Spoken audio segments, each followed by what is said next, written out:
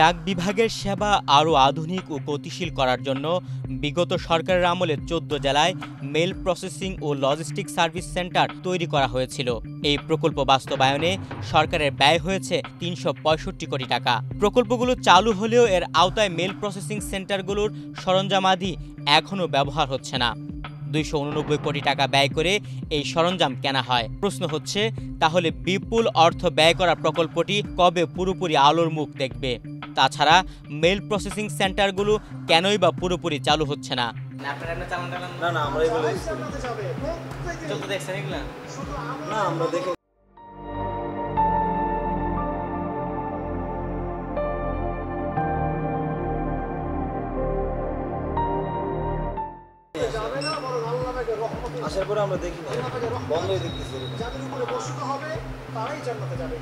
তেজগাঁয়ের এমপিসিতে গিয়ে ডাক বিভাগের কাউকে পাওয়া যায়নি।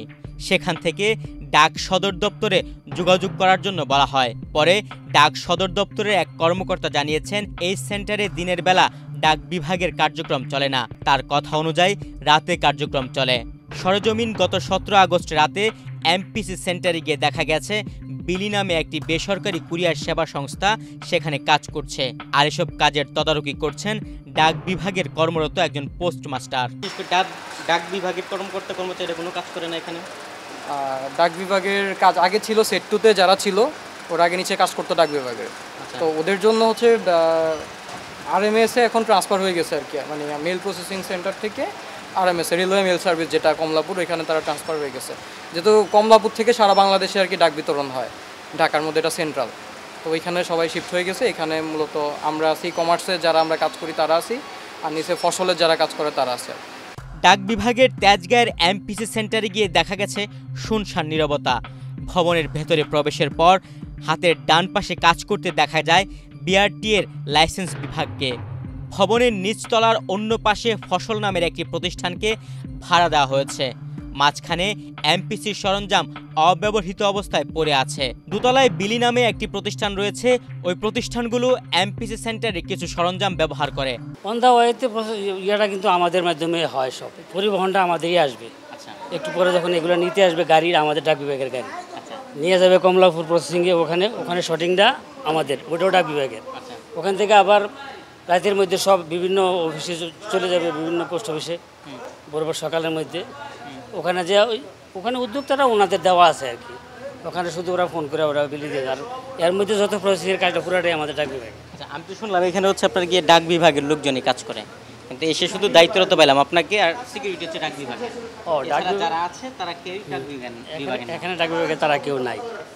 আমাদের সরঞ্জাম আমাদের, বিল্ডিং আমাদের, এবং পরিবহন ইয়ে সব কিছু ডাক বিভাগের, লোগো আমাদের। নিচে আমাদের কার্যক্রমটা চলে সকালবেলা ড্রাইভিং লাইসেন্সটা চলে। তারপর আমাদের ওই যে পোস্ট অফিসের একটা সেকশন আছে, নাকালপাড়া পোস্ট অফিস নামে একটা পোস্ট অফিস আমাদের এখানে কার্যক্রম চলে, ওইটা দেওয়া। ডাক বিভাগের মেল প্রসেসিং সেন্টারের জন্য অন্তত ৩৩ ধরনের সরঞ্জাম কেনা হয়েছে। তেজগাঁও সেন্টারে বরাদ্দ সরঞ্জামগুলো এখনও অব্যবহৃত আছে, আবার কিছু কিছু সরঞ্জাম ব্যবহার হচ্ছে, কিছু এখনও বাক্সবন্দী হয়ে আছে। ডাক বিভাগের সেবা আরও আধুনিক ও গতিশীল করার জন্য মূলত মেল প্রসেসিং সেন্টার বা এমপিসির উদ্যোগ নেওয়া হয়েছিল। প্রকল্প চালু হলেও দীর্ঘ ৩ বছরে পুরোপুরি কার্যক্রম চালু করতে পারেনি ডাক বিভাগ। জানা যায়, ডাক অধিদপ্তর ২০১৮ সালের জুলাই থেকে ২০২২ সালের জুন পর্যন্ত মেয়াদে ৩৬৫ কোটি ৪৯ লাখ টাকা ব্যয়ে এমপিসি প্রকল্প বাস্তবায়ন করে। এতে অবকাঠামো নির্মাণ ব্যয় হয়েছে ২৭ কোটি ৫০ লাখ টাকা। ডাক বিভাগের তথ্য অনুযায়ী এমপিসির জন্য ২৮৯ কোটি টাকার সরঞ্জাম কেনা হয়। রাজধানীর তেজগাঁও, গোপালগঞ্জ, ময়মনসিংহ, খুলনা, চট্টগ্রাম, নোয়াখালী, রাজশাহী, পাবনা, রংপুর, বরিশাল, দিনাজপুর, হবিগঞ্জ, কুষ্টিয়া ও যশোরে এই সেন্টার তৈরি করা হয়। তুহিন ভুঁইয়া, বাংলাদেশ প্রতিদিন।